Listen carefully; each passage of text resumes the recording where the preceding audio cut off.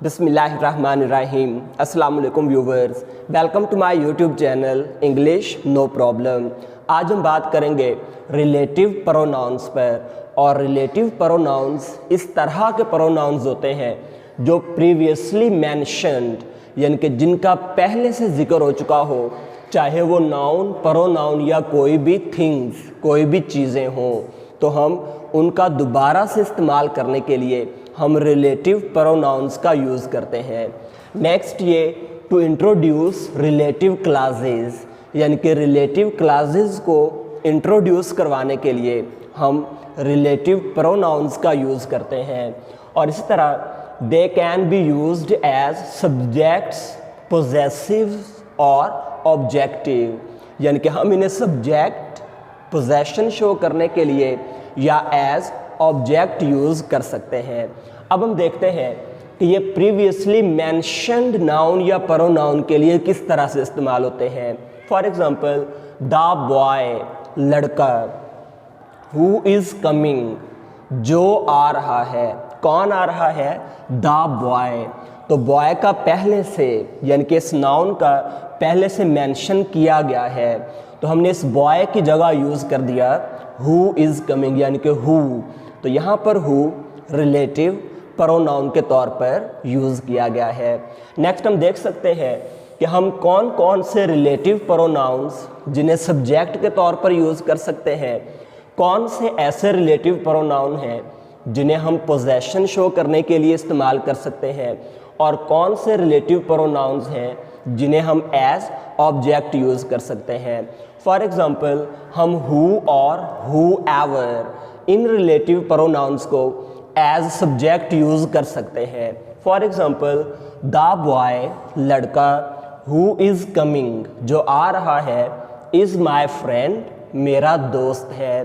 तो यहाँ पर who is coming as subject भी यूज़ किया गया है। नेक्स्ट हम हु एवर को भी एज सब्जेक्ट यूज़ कर सकते हैं और ये रिलेटिव प्रोनाउन के तौर पर इस्तेमाल होता है। For example 4 players are running, 4 खिलाड़ी भाग रहे हैं। Whoever wins the race, जो भी दौड़ जीतता है, विल बी रिवार्डेड, उसे इनाम दिया जाएगा।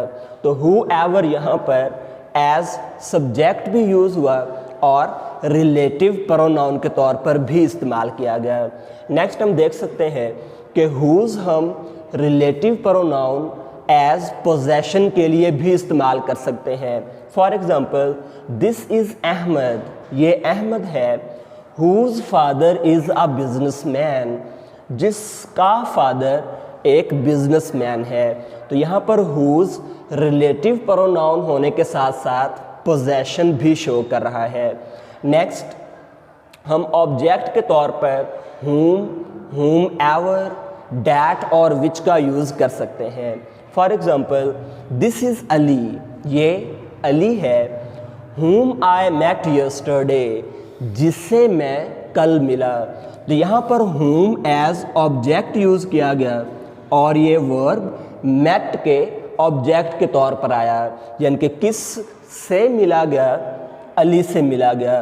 तो यहाँ whom एज ऑब्जेक्ट यूज़ किया गया है और ये रिलेटिव प्रोनाउन है।